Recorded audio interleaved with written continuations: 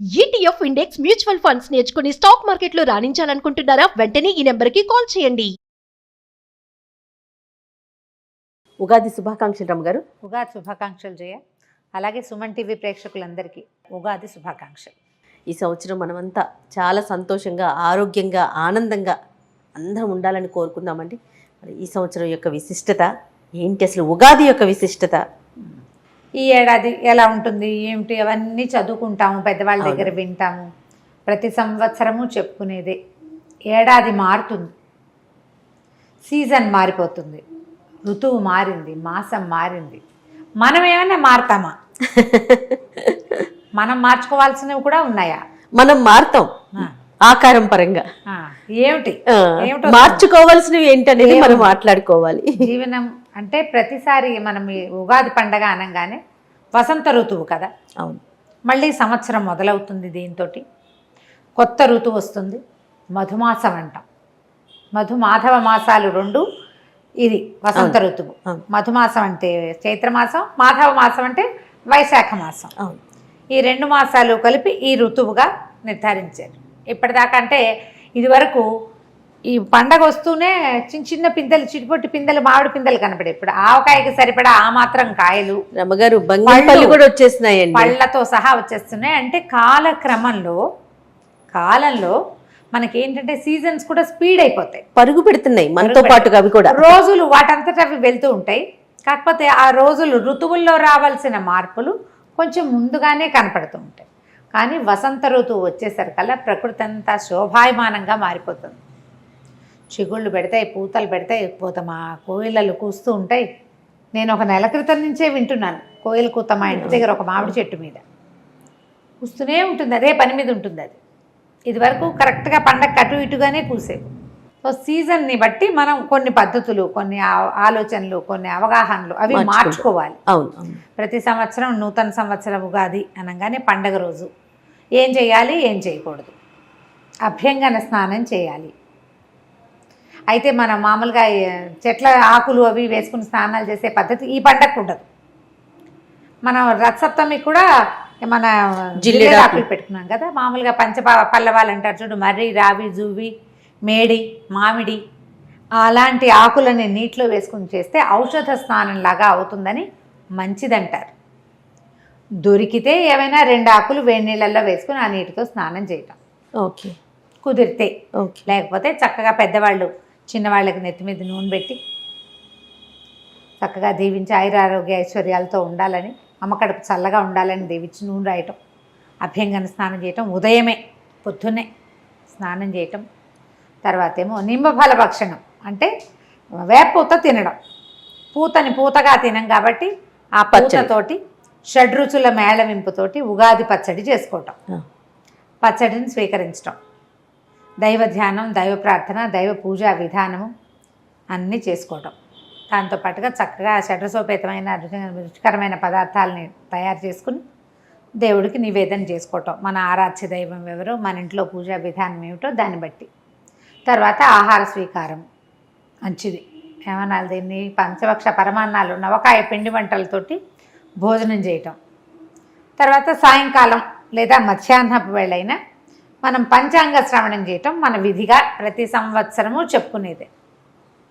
ఋతువు మారుతుంది, చెట్లు పాత ఆకుల్ని రాలగొట్టేసుకుని ఉంటాయి ఆల్రెడీ, కొత్తగా చిగుర్లు వేస్తాయి, కొత్తగా పూత వస్తుంది, కొత్తగా కాపు వస్తుంది, అన్నీ కొత్తవే.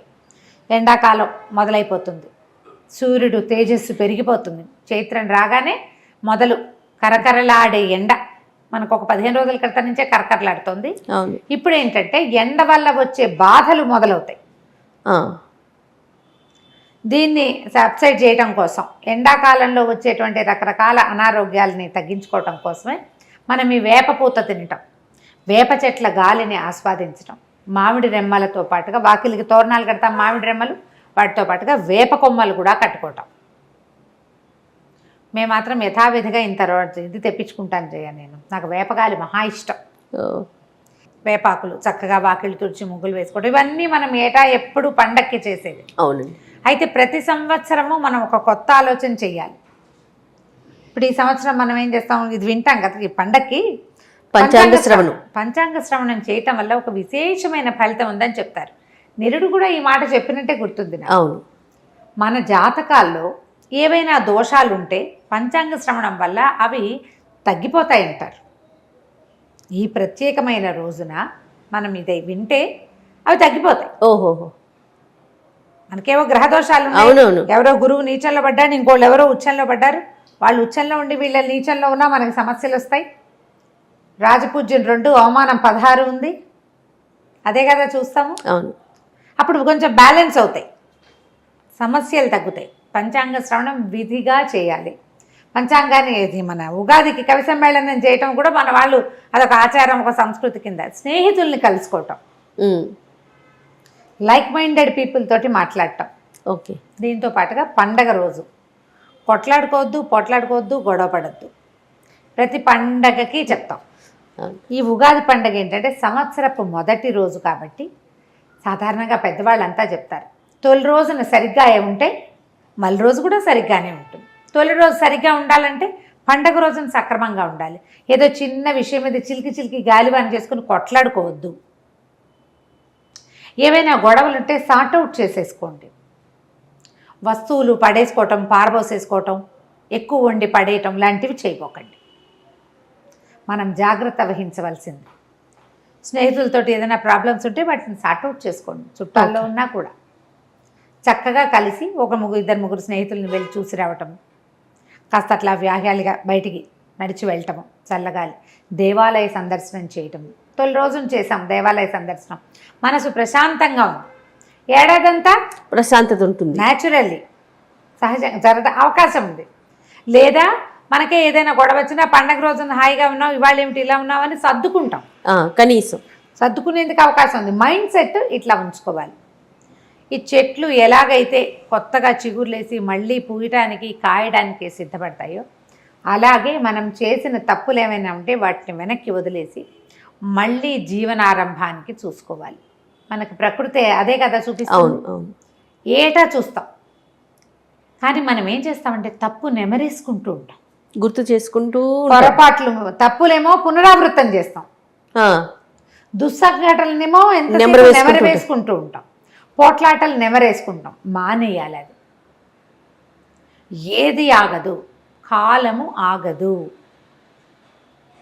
ఆగని దానికి ఎందుకు మనం వెనకది చెప్పుని మన పెళ్ళైనప్పుడు అంటుంటారు 30 ఏళ్ల క్రితం అయిన పెళ్లి రోజు 30 ఏళ్ల క్రితం జరిగింది, అప్పుడు ఏదో అయ్యింది, ఇంకా ఎన్నాళ్ళు చెప్పుకుంటారో. ఏవో స్వీట్ నథింగ్స్ అయితే చెప్పుకోవాలి. గొడవలు కొట్లాట్లు ఎందుకు అనవసరంగా, మనసు పాడు. ప్రస్తుతపు ఇది కూడా పోతుంది కదా. ఈ పని చేయబోకండి. వేపపూత తప్పనిసరిగా పిల్లలకు కూడా స్వీకరించేలాగా చేయండి. షడ్రుచుల సమ్మేళనమే జీవితం. ఉప్పు పులుపు, తీపి కారం, చేదు వగరు. చేదు తిన్నాక వగరు మిగులుతుంది. అవును కదా, కానీ మనకు తెలుస్తుంది. ఈ చేదుని వగర్ని కూడా మన జీవితాల్లో కలుపుకోండి. అన్నీ స్వీకరించాలి. ఎందుకంటే ఈ కాలంలో ఏంటంటే ఒకరోజు కింద అవుతుంది, ఒకరోజు మీద అవుతుంది. పగలు రాత్రి లాగానే జీవితంలో ఇన్ని రుచులు వస్తూనే ఉంటాయి. ఏదైనా ఒకే రుచి ఉండిపోదు ఎల్లకాలం, ఒకదాని తర్వాత ఒకటి ఉంటుంది కదా. అందుకని ఈ షడ్రుచుల సమ్మేళనమైన పచ్చడిని ఇప్పుడు తినిపిస్తారు. మనం ఏటా ఇవే మాటలు, ఇవే కబుర్లు, ఇదే విషయం మాట్లాడుకుంటూ ఉంటాం. ప్రతి పండగ రోజున అభ్యంగనం చేయాలి, ఇలా మంచి మాట్లాడుకోవాలి, దేవతార్చన చేయండి, భగవత్ సాన్నిధ్యంలో కొంచెం సేపు గడపండి, ఇంటిల్ పాది చక్కగా స్నేహంగా ఉండండి.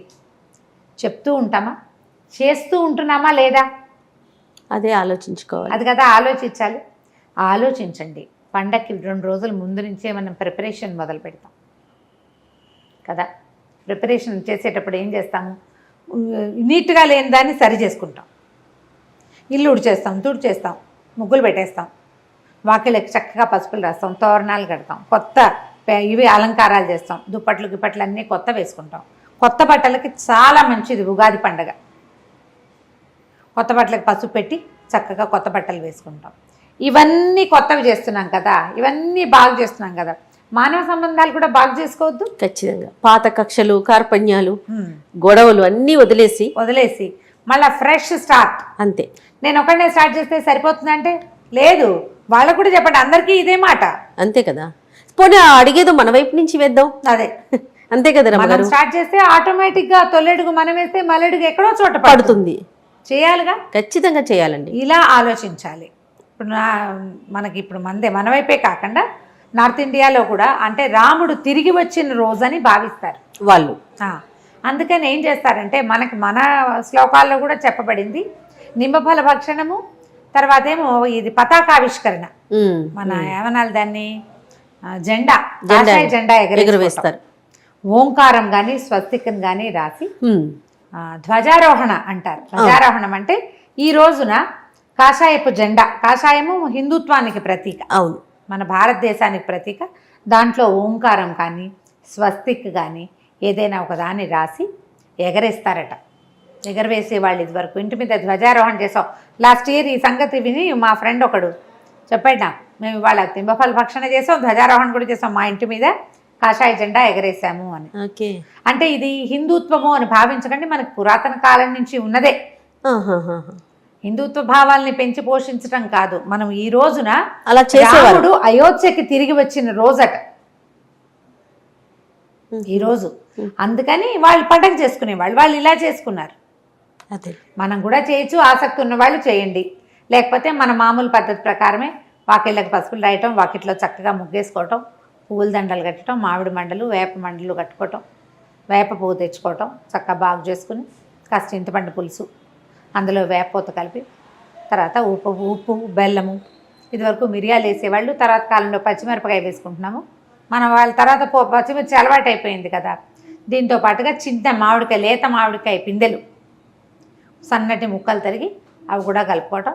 నేనైతే ఎవ్రీ ఇయర్ చెప్పేది 2-3 అరటిపళ్ళు వేసుకుంటాను, నేను బైండింగ్ బాగుంటుందని. ఎవరెవరి అలవాటు మట్టి, కొన్ని చోట్లేమో దాన్ని ఉంటారు పుట్నాల పప్పు వేస్తారు, చెరుకు ముక్కలు వేసుకుంటారు, దానిమ్మ గింజలు వేస్తారు, జామ పళ్ళ ముక్కలు వేస్తారు.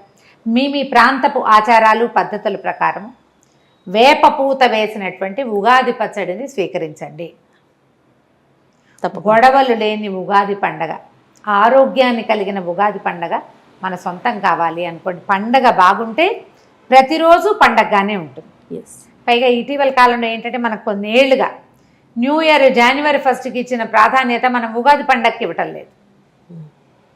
పిల్లల్లో కొంచెం ఉత్సాహం తగ్గుతుంది. అంటే పెద్దవాళ్ళు మనం చేయకపోబట్టే కదా ఇంట్లో పిల్లలకి తెలియకపోవటం. ఇది మన దేశపు పండుగ, మన పండుగ. పైగా డిసెంబర్ 31కి జనవరి 1కి వెదర్లో వచ్చే డిఫరెన్స్ ఏం లేదు. అవును, డిసెంబరు జనవరి పేర్లు మారుతాయి, ముందు రోజు చలే మర్నాడు చలే. మనకి చూడండి మా ఫాల్గుణ మాసం చైత్ర మాసానికి ఎంత డిఫరెన్స్ వచ్చేస్తుందో. అవునండి, డ్రాస్టిక్ చేంజ్ కనిపిస్తుంది, విపరీతమైన మార్పు కనిపిస్తుంది. పండగ వెళ్ళిన 3వ రోజు నుంచి కాలడం మొదలు పెడుతుంది. మనకి వెదర్లో వచ్చే మార్పుని తెలుసుకోవాలి. పైగా ఇప్పుడు ఎండాకాలం ఏంటంటే మనకి ఎండ వల్ల వచ్చేటువంటి బాధలు ఎక్కువ వస్తాయి, ఆట్లమ్మలు, పొంగులు, అలాంటి జ్వరాలు వస్తాయి, స్కిన్ ప్రాబ్లమ్స్ వస్తాయి. దానికి వేపపూత మందుగా పనిచేస్తుంది. వేపపూతని అమృతంగా భావించాలి. చక్కగా మంచి ఎండిన వేపపూతను సేకరించుకోండి, అట్టి పెట్టుకోండి. సంవత్సరంలో కొన్ని నెలలు బాగా వర్షాలు తగ్గి చలి ముదిరేదాకా కూడా నెలకోసారి తినచ్చు. ఈ సీజన్లోనే వేపపూత దొరుకుతుంది కాబట్టి పూతను సేకరించి పక్కన పెట్టుకోండి. వేపపూత సేకరించడం, దాన్ని వేయించుకుని ఎలా తింటామో కావాలంటే మనం కిచెన్లో ఒకసారి చూపిద్దాం. తప్పకుండా అండి. ఆ వేపపూత అప్పుడప్పుడు ఒక చిటికెడు అంతైనా నోట్లో వేసుకోండి. నేనైతే పచ్చి వేపపూతే తింటాను. ఎప్పుడు అంటారు కదా, తింటాను నేను, చాలా ఇష్టం నాకు. ఆ చేదుని ఆస్వాదించడం నేర్చుకోండి, అది ఒంటికి చాలా మంచిది. పండగలో భాగంగా దాన్ని కూడా తీసుకుంటాం. అంతే కదా, ప్రయత్నం చేసి చూడండి. ఇప్పటిదాకా ఉగాది పచ్చడి మీ పిల్లలకి టేస్ట్ చూపించకపోతే ఈ సంవత్సరం అట్టే చేదు లేకుండా కొంచెం తీపి ఎక్కువగా వేసైనా సరే అలవాటునైనా ఉగాది పచ్చడి అలవాటు చేయండి. పండగ రోజున పొద్దున్నే లేవండి, తల స్నానం చేయండి, దేవుడికి దండం పెట్టుకోండి, ఉగాది పచ్చడి తీసుకోండి. మధ్యాహ్నం మీ తాలూకు గ్రహ ఫలితాలని తప్పకుండా వినండి.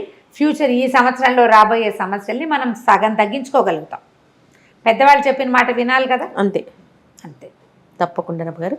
నమస్తే. నమస్తే.